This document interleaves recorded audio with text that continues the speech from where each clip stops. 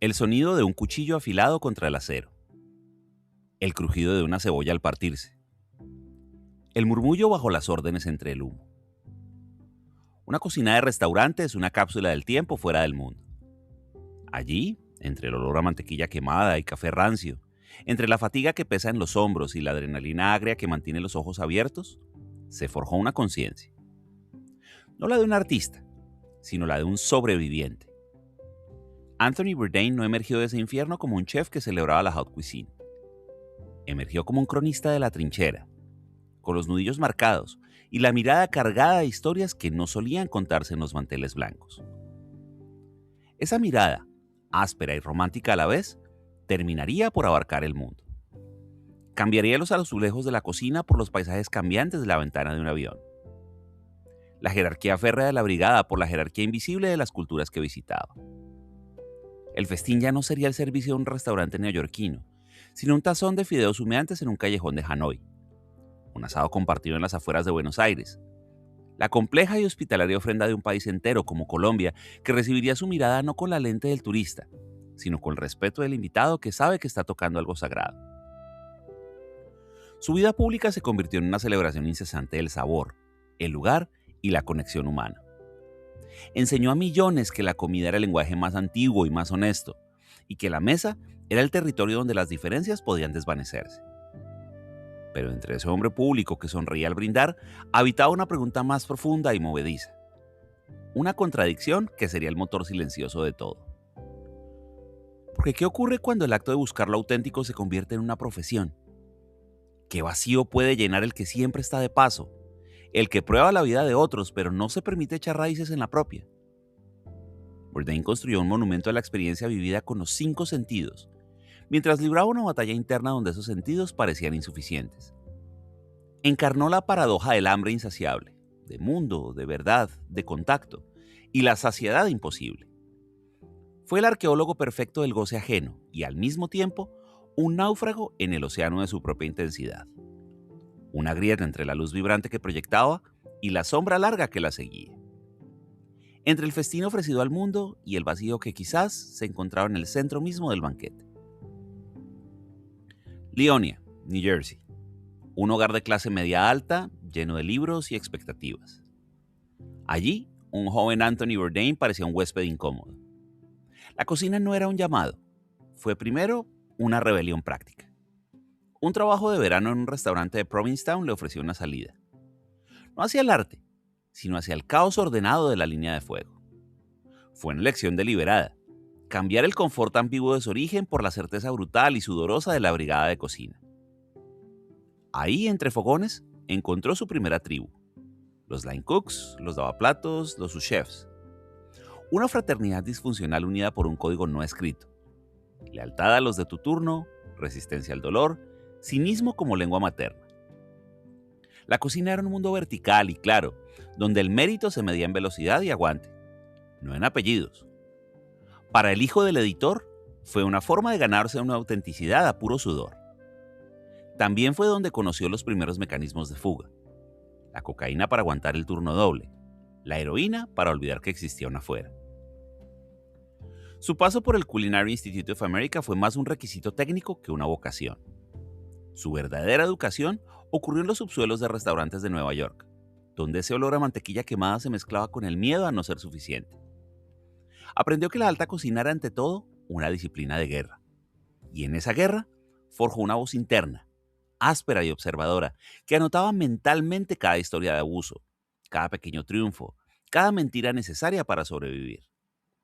La cocina no lo preparó para ser un chef célebre, lo preparó para ser un testigo que años después sabría que la verdad más interesante nunca está en el platillo terminado, sino en las manos quemadas que lo prepararon. El punto de giro no llegó en un restaurante de moda, sino en el silencio de una casa con hipoteca pendiente.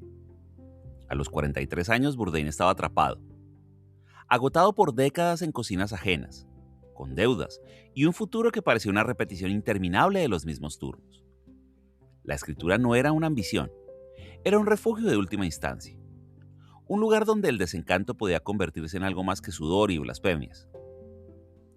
De esa desesperación quieta nació un artículo, Don't Eat Before Reading This, publicado en The New Yorker en 1999. El texto era un disparo directo. Desnudaba los rituales sagrados del restaurante fino, revelando las miserias, las tretas, la jerarquía tóxica y la belleza perversa que sostenía ese mundo. No era una crítica gastronómica, era una crónica del poder. Hablaba de clase, de sexo, de supervivencia económica y de la mentira necesaria para mantener la ilusión del lujo. El impacto fue instantáneo y brutal. De la noche a la mañana, el chef anónimo y cansado se convirtió en una voz pública necesaria. El encuentro fue consigo mismo, con una habilidad que siempre había estado allí, agazapada entre los fogones, su poder para observar y contar. Había descubierto que la comida en sí no era el tema, sino el vehículo. Un vehículo perfecto para hablar de todo lo demás. La honestidad, la corrupción, la lealtad y la traición. Ese artículo fue la primera grieta en una pared. Detrás ya no había otra cocina, sino un camino completamente nuevo. Dejó de ser solo quien vivía la experiencia entre fogones para convertirse en quien la escarbaba, la diseccionaba y la narraba. El cocinero se retiraba. Nacía el cronista. Un cronista que pronto cambiaría la pluma por un pasaporte y la trinchera de la cocina por el mundo entero, buscando en cada mercado y en cada mesa la misma verdad cruda que había encontrado en su primera brigada. A finales de los años 90, la cultura gastronómica en los Estados Unidos comenzaba a ascender a un nuevo estatus. Los chefs se convertían en celebridades, los ingredientes en fetiches y la experiencia culinaria en un bien de consumo sofisticado. Era un mundo que amenazaba con volverse hermético. En este paisaje la voz de Bourdain sonó no como un susurro, sino como un portazo. Su éxito con Kitchen Confidential coincidió con el amanecer de la era del food porn televisivo. Pero mientras otros shows celebraban la perfección del plato o el genio del chef, él ofrecía algo distinto: antropología de trinchera. Su primer programa, A Cook's Tour y luego No Reservations, no se trataban de encontrar la mejor comida, sino la más reveladora. La cámara no se detenía solo en el alimento, se posaba en las manos que lo preparaban, en la mirada de quien lo compartía, en el paisaje social que lo rodeaba. Bourdain no inventó el programa de viajes culinarios, le inyectó conciencia, lo redefinió como una forma de periodismo narrativo. En Parks Unknown, su obra más madura, el alimento era el punto de entrada, nunca el final del viaje. Un episodio en Colombia no era una guía de restaurantes, era una inmersión en un país que enfrentaba su historia a través de la resiliencia, el sabor y una hospitalidad feroz. Él se sentaba a la mesa como un invitado, no como un crítico. Su herramienta principal no era el juicio, sino la escucha, y así transformó el género. Antepuso la curiosidad a la condescendencia, el respeto a la explotación. Sentó las bases para una nueva ola de documentalismo alimentario que privilegia el contexto sobre la receta y la humanidad compartida sobre la exotización. Bourdain no cocinaba en televisión, traducía. Convertía el acto de comer en una gramática para entender el miedo, la alegría, la memoria y la política. Él demostró que la mesa más humilde podía ser el escenario más elocuente para contar la historia de nuestro tiempo. El éxito fue una máquina que lo succionó de la cocina y lo puso en órbita. Tony, el chef, se desvaneció. Surgió Bourdain, una entidad con pasaporte, itinerario y un aura de autenticidad que ahora era su marca registrada. La paradoja se instaló en el centro de su existencia. El hombre que veneraba el momento genuino, la conexión sin filtros, vivía ahora una vida compuesta enteramente de momentos filtrados, escenificados y editados. Su realidad se redujo a un ciclo perpetuo: aeropuerto, hotel, locación, comida filmada, entrevista, hotel, aeropuerto. La búsqueda de lo auténtico se convirtió en el trabajo de representar la búsqueda de lo auténtico. Cada apretón de manos, cada brindis, cada expresión de asombro frente a un paisaje ocurría bajo la mirada de una lente y con la conciencia de un público de millones. La experiencia, ese territorio sagrado que defendía, había sido puesta en producción. La comida seguía siendo el pretexto, el punto de entrada narrativo, pero el motor real era el movimiento constante. Viajar dejó de ser un acto de descubrimiento para convertirse en una necesidad fisiológica, la única manera de mantener el equilibrio en la cuerda floja. Detenerse significaba enfrentar el silencio, el vacío que quedaba cuando se apagaban las cámaras y las luces, y solo quedaba la habitación de hotel, idéntica a la de la semana anterior en otro continente. La autenticidad que perseguía y vendía se había vuelto el producto más difícil de obtener para sí mismo. La paz de no tener que interpretar ningún papel, ni siquiera el de uno mismo. La mirada de Bourdain era su herramienta fundamental. Como dijimos, no era una mirada de juicio gourmet, sino una mirada de escucha activa. En pantalla, su presencia física era de una elocuente quietud. A menudo se le veía ligeramente inclinado hacia su interlocutor, los brazos cruzados, los ojos fijos. No intervenía para brillar, intervenía para excavar. Una pregunta sencilla: ¿qué significa este plato para usted? Podía desenterrar historias de migración, de resistencia, de amor, de pérdida. Su prosa, tanto en sus libros como en los guiones de sus programas, compartía esa misma cualidad. Era directa, muscular, libre de adornos innecesarios. Podía pasar de lo cínico a lo lírico en una misma frase, con un lirismo que nunca resultaba sentimental. Describió un Trabzon de Pho no solo por sus sabores, sino por la geografía emocional que contenía. El sudor del cocinero, la historia de un país en cada hierba, la promesa de consuelo en el vapor. Su obra, por lo tanto, no consistía en un catálogo de platos o destinos. Consistía en una metodología de encuentro. Un protocolo no escrito. Acercarse con humildad, recibir lo ofrecido con gratitud, honrar la historia que venía con ello. La cámara en Person no a menudo lo capturaba desde atrás, como un miembro más del grupo, borrando la jerarquía entre el anfitrión y la estrella televisiva. Su estilo visual privilegiaba los planos detalle de las manos trabajando, los rostros de la gente común, el paisaje que rodeaba la mesa. Este estilo transformó la narrativa gastronómica de viajes. Ya no se trataba de conquistar o evaluar, se trataba de ser invitado, de permitir que un caldo de huesos en Okinawa, o un sancocho en las montañas de Colombia, o un pan plano en Beirut fueran las voces principales. Él era el conductor, pero también el alumno. Su genio fue comprender que la comida era el lenguaje más franco y profundo para hablar de todo lo demás, de identidad, de memoria, de guerra, de esperanza. Y que para traducir ese lenguaje, primero había que callar y observar. El corazón de Bourdain latía en un compás doble. Era un cúmulo de fuerzas opuestas que no se anulaban, sino que se alimentaban mutuamente, creando la tensión dinámica que impulsaba cada viaje, cada texto, cada escena. El hedonista y el asceta. El hombre que podía escribir con devoción casi espiritual sobre un tazón de ramen y que celebraba el goce carnal de la comida y de la bebida, llevaba décadas en una batalla privada contra sus propios demonios. La heroína, la cocaína, el alcohol primero fueron herramientas de fuga en la cocina y luego fantasmas que perseguían al viajero sobrio. Su hedonismo no era ingenuo, estaba teñido de la conciencia del precio. Sabía que cada exceso llevaba una factura. El misántropo y el conectador. En sus escritos tempranos cultivaba una pose de cinismo, de desdén hacia la estupidez y la hipocresía. Pero su trabajo televisivo lo reveló como todo lo contrario, un buscador obstinado de conexión. Su mirada más cálida, su sonrisa más genuina, surgían no frente a un monumento, sino frente a una persona contando su historia. Anhelaba la tribu, la camaradería auténtica que había encontrado en las cocinas, pero la fama lo aisló en una burbuja. Cuanto más se acercaba a extraños en pantalla, más lejana podía sentirse la intimidad verdadera. El nómada y el anhelante de hogar. Construyó una vida y una carrera sobre el movimiento perpetuo. Siempre en tránsito no era una frase, era una condición existencial. Sin embargo, sus reflexiones más melancólicas, los momentos de mayor vulnerabilidad en pantalla, a menudo giraban en torno a la idea de pertenencia, a la envidia por las raíces de otros, a la nostalgia por un centro que nunca definió. Viajaba en parte para escapar de la pregunta de dónde estar cuando uno deja de moverse. Estas contradicciones no eran fallas en su carácter, eran el combustible y la carga. La misma sensibilidad que lo hacía hiperconsciente de la falsedad y lo volvía un cazador implacable del auténtico, también podía hacer del mundo un lugar insoportablemente ruidoso y decepcionante. La energía que lo impulsaba a conocerlo todo chocaba contra la fatiga de quien ya ha visto demasiado. Vivía en la delgada y elástica membrana entre el asombro y el hastío.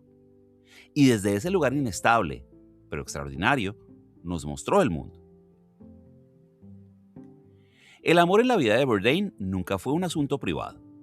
Se desarrolló a menudo bajo el escrutinio público, como un reflejo más de su contradicción central, el anhelo de un vínculo íntimo y estable, perseguido desde una vida dedicada a la fuga. Sus primeros matrimonios con Nancy Putowski y luego con Octavia Buzia fueron capítulos de una búsqueda de normalidad que su carrera en ascenso constantemente socavaba. Eran intentos de construir un puerto, mientras el oleaje de los viajes y la fama golpeaba sin pausa. Pero fue su relación con Asia Argento la que encarnó con mayor intensidad y publicidad este conflicto. Argento representaba algo distinto. No la estabilidad doméstica, sino una fuerza de igual intensidad. Una mirada artística y desafiante que parecía comprender e incluso reflejar su propio caos y su genio. Fue un vínculo electrizante, tumultuoso, vivido a través de declaraciones públicas y redes sociales. Para muchos, fue la encarnación del amor como conflagración que Bourdain había descrito en otras partes. Ella pareció por un tiempo ser el espejo que buscaba, otra persona que habitaba con ferocidad el extremo de las emociones. Sin embargo, esta conexión simbiótica también amplificó sus demonios, enredando su bienestar emocional en el drama público y en luchas ajenas. En agudo contraste, su rol como padre de Ariane, su hija con Octavia, representaba un amor de naturaleza completamente opuesta. Era silencioso, constante y redentor. Ariane era su punto fijo en el universo giratorio, como llegó a decir. Un amor que no requería performance, que era puro en su demanda de sencillez. Estar presente, proteger, guiar. Este amor paternal era su ancla más sólida, un recordatorio de una responsabilidad y una pureza de sentimiento que trascendía el caos de sus otros vínculos. La soledad entonces no era la ausencia de gente, sino la imposibilidad de reconciliar estos dos amores en una sola vida. Era la brecha entre la intensidad abrasadora que parecía necesitar como artista y la paz tranquila que anhelaba como padre y como hombre cansado. Podía sentirse profundamente solo en medio de una filmación, extrañando la risa de su hija o en la quietud de su hogar, añorando la chispa de una conexión pasional. Su cuerpo, mediador de todas estas experiencias, era el sitio donde se registraba la fatiga de esta guerra interna, el desgaste del viaje perpetuo, la tensión entre el deseo de arder y la necesidad de apaciguarse. No hubo un cataclismo, no hubo un derrumbe espectacular. Lo que hubo fue una erosión, una lenta, casi imperceptible marea que fue desgastando la línea de la costa interior. La máquina de ser Bourdain, escribir, viajar, filmar, brindar, conectar, era perfecta en su funcionamiento externo. Pero toda máquina genera fricción, calor residual. Y ese calor, acumulado en la cámara de combustión del sí mismo, no tenía en dónde disiparse. El peso no era el de los kilómetros, sino el de la expectativa perpetua, la de tener que ser una y otra vez la versión más auténtica, interesante y despreocupada de uno mismo. El final llegó en una habitación de hotel en Kaiserberg, un pueblo de ensueño en la Alsacia, durante el rodaje de un episodio de Parts Unknown. La paradoja era absoluta. Murió en uno de esos lugares pintorescos que su programa ayudaba a mitificar, mientras trabajaba en el oficio que lo había definido. No fue un giro narrativo, fue un silencio súbito, como si en medio de una frase compleja llena de matices y guiños se hubiera cortado la conexión. El mundo naturalmente leyó ese silencio como una contradicción insoportable, incluso como una traición. Como el hombre que predicaba el vivir bien, el goce, la conexión, podía abandonar la mesa. La pregunta simplificaba al hombre en un eslogan, convertía su complejidad en un misterio morboso. Se construyó al instante el mito del héroe trágico atormentado, del hedonista que sucumbió a sus demonios. Un relato que él mismo hubiera despreciado por su facilidad, por su falta de nuance. Porque su muerte no clausuró su historia. La dejó en un estado de suspenso perpetuo, como una conversación apasionante interrumpida para siempre, donde la última palabra se queda flotando en el aire. O como una mesa espléndidamente servida, con los platos aún humeantes y la silla del anfitrión vacía. El mito que nació después no es el de su caída, sino el de su ausencia.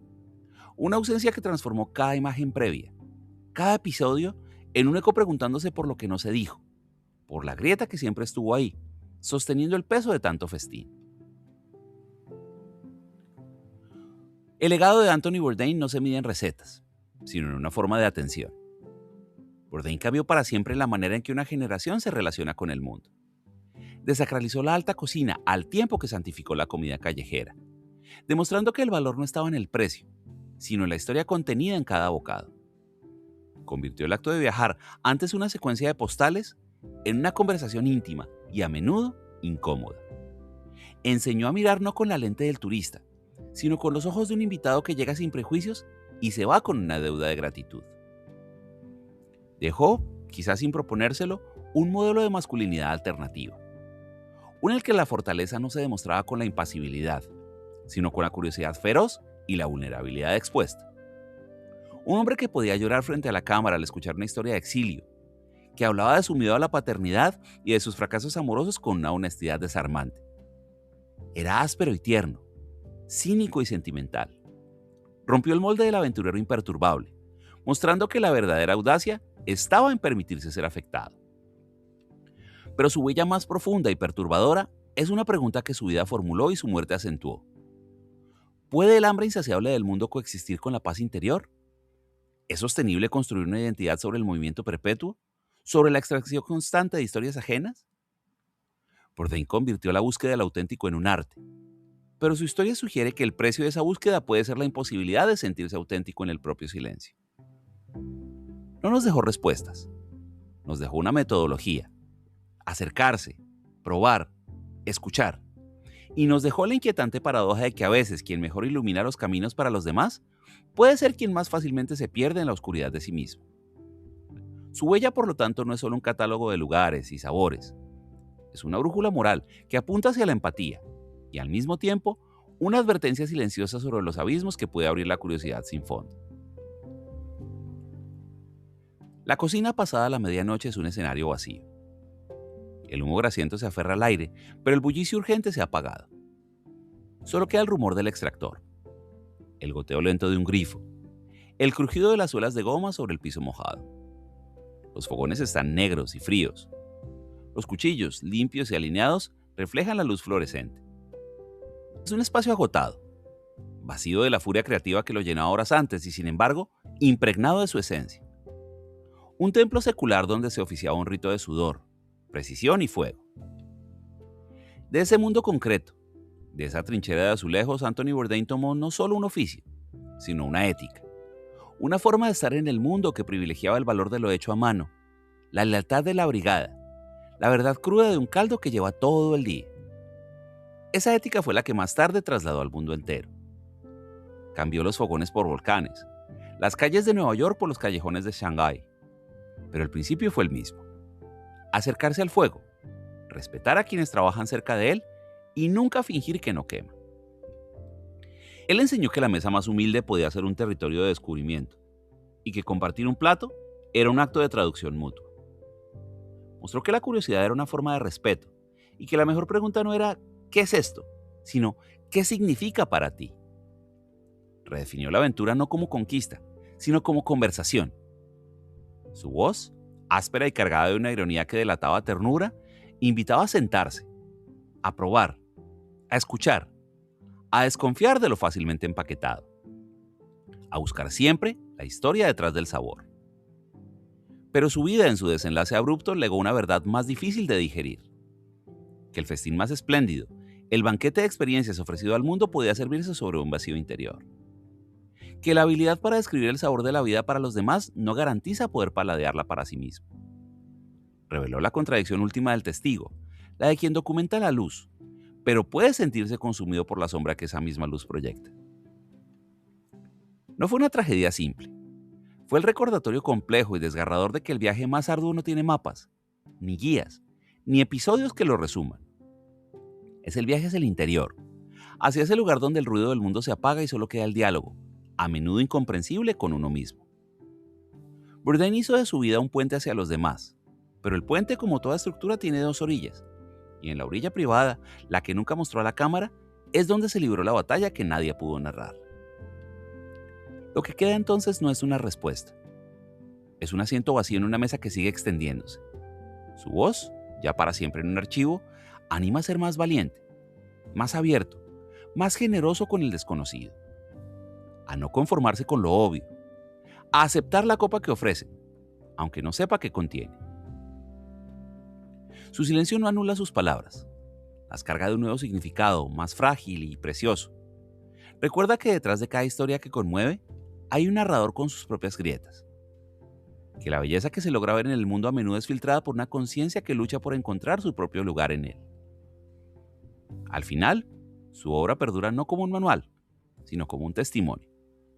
El testimonio de que valía la pena sentarse, valía la pena probar, valía la pena conectar, y que incluso cuando la conversación se interrumpe, el banquete de lo humano, desordenado, ruidoso, doloroso y glorioso, sigue servido, esperando a que alguien tome asiento y alce la vista, listo para el siguiente plato, la siguiente historia, la siguiente pregunta sin respuesta. Gracias.